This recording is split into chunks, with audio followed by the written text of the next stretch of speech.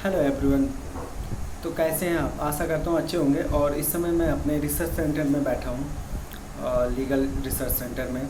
और जैसा कि आप लोग देख रहे हैं इस समय, आज आज मैं बताऊँगा, आज हम मेरे साथ कुछ अलग ही अमेजिंग घटनाएं घटी हुई हैं जो आपके साथ मैं शेयर करूँगा। तो वीडियो पे पूरा बने रहिए, बीच में छोड़ के मत जाइएगा और स्किप भी मत कीजिएगा।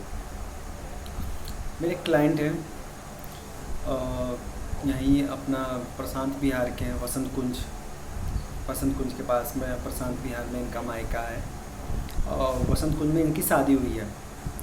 तकरीबन इनकी जो शादी हुई थी वो हुई थी 2015 में। तो जहाँ पे इनकी शादी हुई, उनकी जो ननद है, अब चूँकि कहानी थोड़ी बड़ी है, इसमें क्या है कि डोमेस्टिक वायलेंस का मामला है।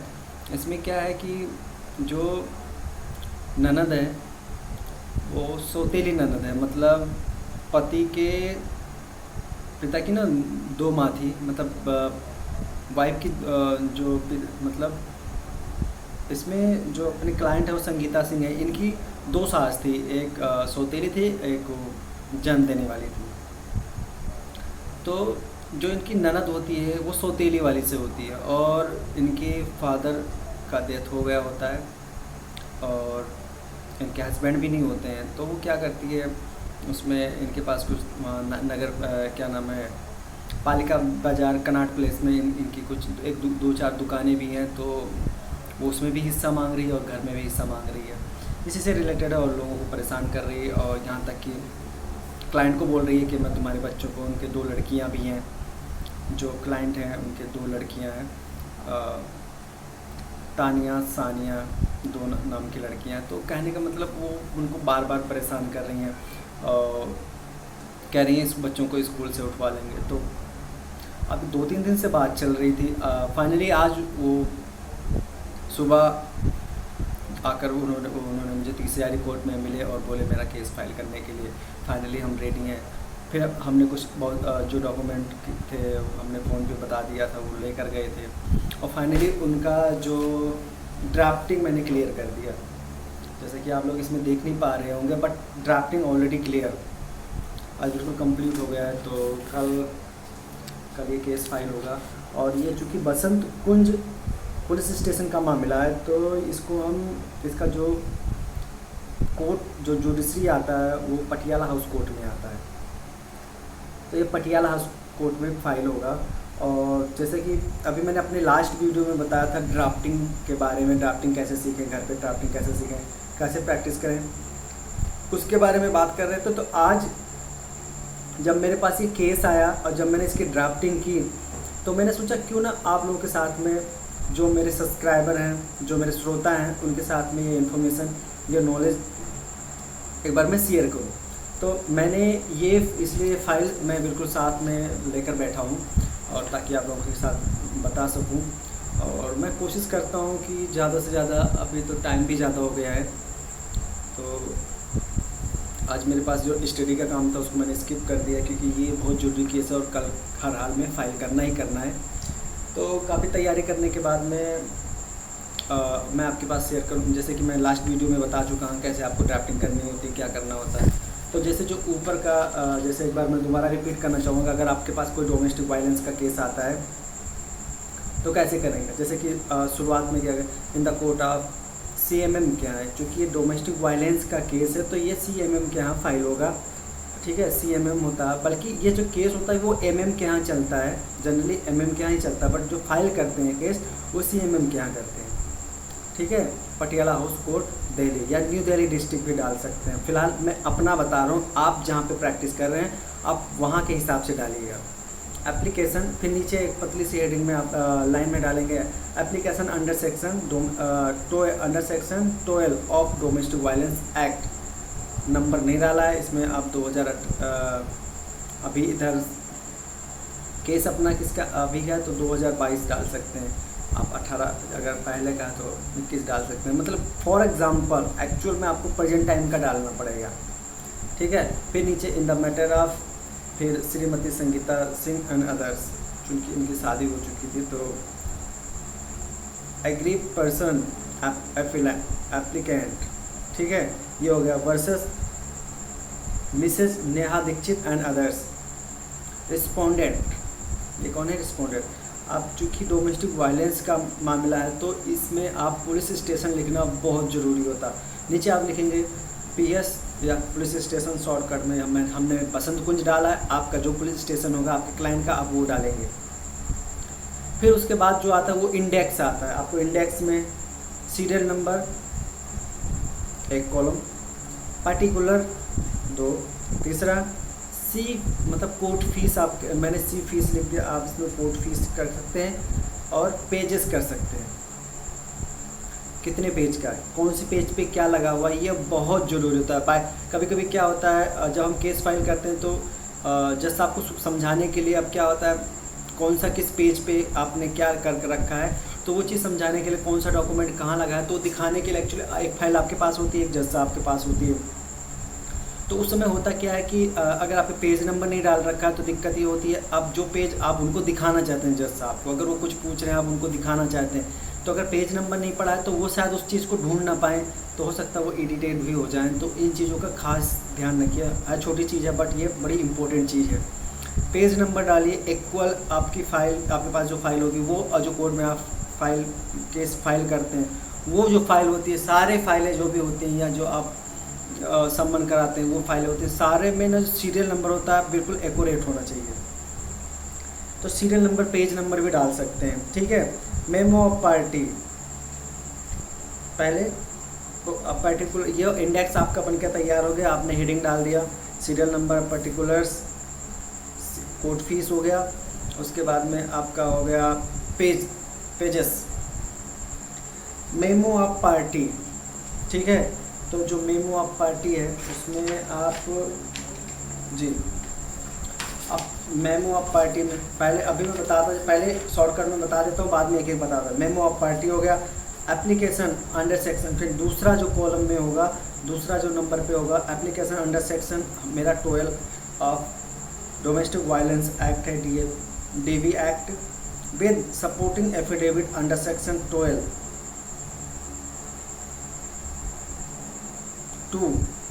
Of the act. फिर तीसरा है list of document along with documents. चौथे नंबर पे वकालतनामा।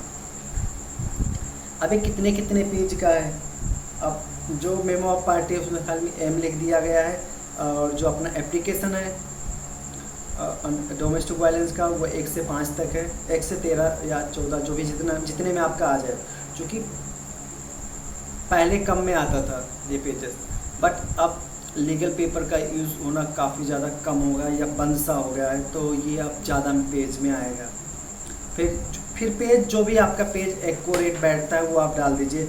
जो कोर्ट फीस था उसमें कितने आप कोर्ट फीस लगाते हैं वो डाल दीजिए नीचे। फिर आपका एप्लीकेंट हो गया, ठीक है। तो यहाँ पे जो आपके केस फाइल करने वाले हैं उनका नाम सिग्नेचर हो जाएगा, नीचे एडवोकेट डाल दीजिए, जो भी XYZ हैं, थ्रो जो भी हैं, ठीक है। ये डालने के बजाय अब हम चलते हैं, जो पहला स्टेप है वो चलते हैं क्या नाम है, मेमो ऑफ पार्टी। तो जितनी पार्टी हैं, तो जो सबसे पहले पार्टी है, हमने 3 पार्टी बनाया है, आइए देखते हैं। पहला जिन्हें कंप्लेन किया था, कंप्लेन डाला है संगीता सिंह, शादीशुदा है तो इसमें लेट श्री वीरेंद्र पाल सिंह हो गया। फिर तानिया हो गई, सानिया हो गए, ठीक है। पार्टी आप मेमो ऑफ पार्टी हो गया। उसके बाद फिर एग्री पर्सन ही हो गया। फिर जो वर्सेस लगाएंगे उसके बाद जो आपके विपक्ष वाले हैं, ठीक है, उनका बताएंगे। जो विपक्ष वाले हैं उनकी मेमो ऑफ पार्टी में डालेंगे। नेहा दीक्षित हो गई, ठीक है, प्रांकुर दीक्षित हो गए, उनके हस्बैंड हैं, ठीक है, तो उनका भी नाम होगा, ये रिस्पोंडेंट है। फिर नीचे फिर वो एग्री पर्सन, ये मतलब जो भी है, ठीक है, ये डाल दिया। अब इसके बाद में ये आप इतनी चीज़ हो गई। अब मेमो ऑफ पार्टी हो गई, आपने क्या क्या डालना था ये सारी चीज़ें बता दिया। इसके बावजूद अगर आप लोगों को नहीं समझ में आएगा तो आप मुझे कमेंट कर देना या आप मुझे मेल कर देना, तो मैं आपको इसका क्या कहते हैं फॉर्मेट ही आपको लोगों को भेज दूँगा, ठीक। ठीक है, या दोबारा बताने की कोशिश करूँगा। मेमो ऑफ पार्टी हो गया, आप समझ गए पार्टी में क्या डालना हो, बाकी सारी चीज़ें को रिपीट करना होता है। अब जो मेरा दूसरा पेज हो गया, पेज नंबर 1 हो गया, जिसमें application under section 12 of the protection of women from domestic violence act 2005। तो इसमें आप इन द कोर्ट आप, ये तो हर पेज पे होगा, ठीक है। Application under section 12 of domestic violence, ठीक है। नंबर जब केस फाइल हो जाता है उसके बाद नंबर भी पड़ जाता है, फिलहाल खाली छोड़ दीजिए आप, 2022 डाल दीजिए लास्ट में, इन द मैटर आप ये भी सब डाल दिया। अब एप्लीकेशन जब आप करते हैं तो सबसे पहले इंट्रोड्यूस कीजिए अपना, या आपको क्या दिक्कत है, पार्टी नेम ये सब डाल दिया तो हो गया इंट्रोड्यूस, ठीक है। आपकी प्रॉब्लम क्या है, प्रॉब्लम डालिए, ठीक है। फैक्ट भी डाल सकते हैं और सारी चीज़ें इंट्रोड्यूस कीजिए। इंट्रोड्यूस करने के बाद में सारी चीज़ें एक एक करके बताना होता है, ठीक है, ताकि कोई भी न रह जाए कसर। और ये सब बताने के बाद में जब ध्यान दें इन सब चीज़ों को ना, काफ़ी साफ़ सुथरा फाइल होना चाहिए, क्योंकि जब फाइल आपकी साफ़ सुथरी होती है तो उससे जज भी जो होते हैं ना वो काफ़ी इम्प्रेस होते हैं, तो काफ़ी अच्छा होता है, ठीक है। तो ये रिलीफ के लिए किया गया था, ठीक है। लास्ट में आप क्या चाहते हैं, जो प्रेयर कर रहे हैं या जो आप जिसके लिए आप किसी प्रोटेक्शन के लिए डाला है तो वो आप चीज़ डाल दीजिए, ठीक है। वो आपको खुद बनाना होगा, ठीक है। फिर लास्ट में जब आपका पूरी बात ख़त्म हो जाती है तो आप एग्रीड पर्सन थ्रो एडवोकेट का नाम और जो भी, ठीक है, वो डाल दीजिए, डेट डाल दीजिए, जो भी आप अपना केस फाइल करते हैं थ्रो करके एफिडेविट। उसके बाद में आप एफिडेविट लगाएंगे, एफिडेविट लगाएंगे, जो भी आपने इसमें इंफॉर्मेशन दी वो सारे सत्य हैं, सही हैं, कुछ भी गलत नहीं है। ये सारी चीज़ें करने के बाद में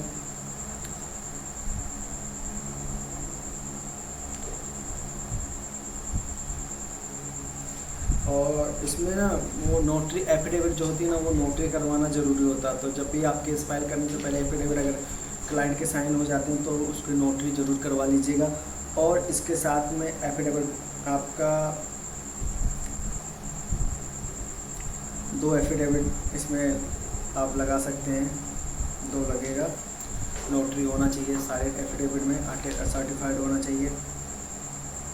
फिर उसके बाद में जो आपका आता है तीसरा जो कॉलम मैंने बताया था वो था list of document, list of document filed by the applicant, ठीक है। Copy of Aadhaar card and nos 1 and 2, 2 लोग थे ना, 2 पार्टी थी ना हमारी तरफ से, तो दोनों का 1 and 2 2 लोग हैं, ठीक है।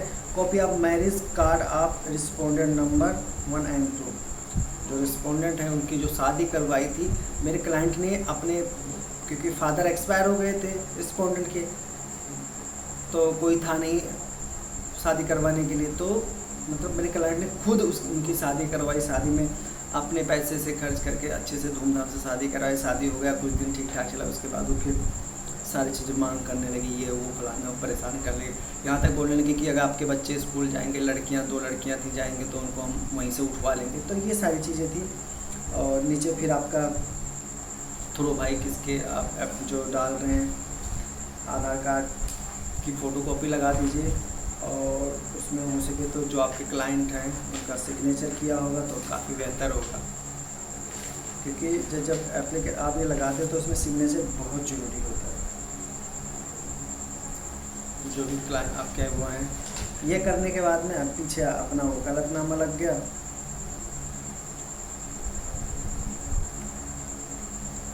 वकालतनामा लगने के बाद में ये आपका कंप्लीट हो गया।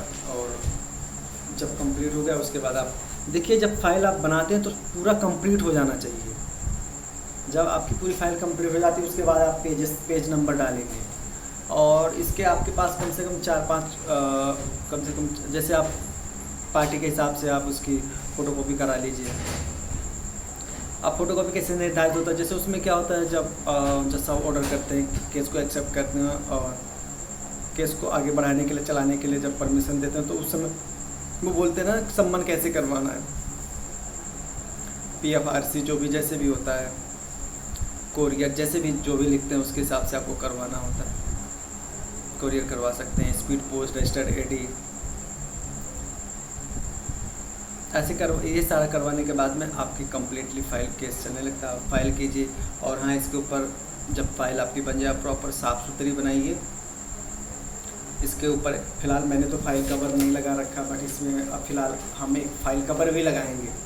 फाइल कवर लगाने के बाद में, और फाइल का जो पहला पेज होगा उस पर हम एक और डालते हैं। केस फाइल करते समय एक फॉर्म होता है जो आप कोर्ट में ही मिलेगा, वो फॉर्म भरना बहुत ज़रूरी होता है। उसमें फॉर्म सारे डिटेल होते हैं, ठीक है, थाना, पुलिस स्टेशन क्या है, सब सारे इन्फॉर्मेशन डालने के बाद में आप केस फाइल कर देंगे। और फिर आपको डेट दिया जाएगा कि इस डेट में आपकी हियरिंग है, जाएंगे वहाँ, जैसा आपको बताएंगे कि ये चीज़ है, ये मामला है, इसलिए हम केस फाइल कर रहे हैं, हमें ये चाहिए। सारी चीज़ें बताने के बाद में अगर वो पूछते हैं, फ़िलहाल अगर वो पूछते हैं कि जब फाइल उनके सामने जाएगी तो अगर वो पूछते हैं तो ही बोलना है। अगर जितना पूछे उतना ही बताएं, फालतू अपने तरफ से ना बोलें। बट आपको अगर लगता है कहीं 1% लगता है कि हाँ ये बताना ज़रूरी, तो आप उनसे रिक्वेस्ट कर सकते हैं। तो दोस्तों, कैसी लगी आज की इन्फॉर्मेशन? फिर मिलूँगा एक नई वीडियो के साथ, नई इन्फॉर्मेशन के साथ। तब तक के लिए नमस्कार, जय हिंद।